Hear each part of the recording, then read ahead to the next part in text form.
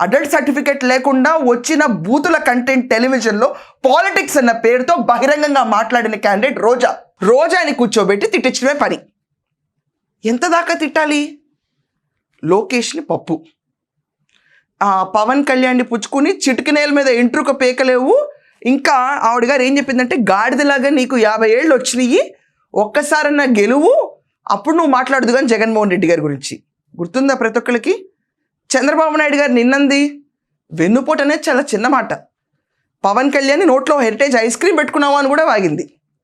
And ఇదంతా కాకుండా చంద్రబాబు నాయుడు గారు డబ్బులు దోచుకొచ్చి తీసుకొస్తే లోకేష్ తీసుకెళ్ళి వాళ్ళ పెళ్ళంకి, మాట ఇలా ఉంటాయి, ఇంత brutal rural country side women లాగా, కంట్రీ సైడ్ తీసుకెళ్ళి వాళ్ళ పెళ్ళాంకి ఇస్తే, వాళ్ళ పెళ్ళాన్ని తీసుకెళ్ళి వాళ్ళ అత్తకిస్తే హెరిటేజ్లో పెట్టేవాళ్ళంట. ఏం మాటలు మాట్లాడిందండి? సభ్యత సంస్కారం ఉన్న ప్రతి ఒక్క మహిళ కూడా తలదించుకునేది ఇవిడ మాట్లాడితే. అసలు న్యూట్రల్స్, టీడీపీ ఎంపథైజర్స్ అనే కాదు, వైసీపీలో ఉన్న మహిళలు కూడా రోజా లాంటి వాళ్ళని చూస్తే ఇంత దరిద్రంగా మాట్లాడాలా పాలిటిక్స్లో ఉండాలంటే? చాలామంది ఉమెన్కి పాలిటిక్స్లోకి రావాలన్న ఒపీనియన్ని డ్రాప్ చేసిన లేడీ ఈవిడ. ఉమెన్ ఎంపవర్మెంట్ చూసాం. ఇందిరా నువ్వుని చూసి ఎవరైనా కూడా పెప్సీకో CEO అయినప్పుడు ఆవిడలాగా అవ్వాలనుకున్నారు 90s కిడ్స్ అందరూ.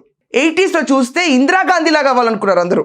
ఆఖరికి ఇష్యూ వచ్చింది, నారా భువనేశ్వర్ గారి వైఫ్ లాగా నుంచోవాలి స్టాండర్డ్గా అనుకున్నారు అందరూ చూసి.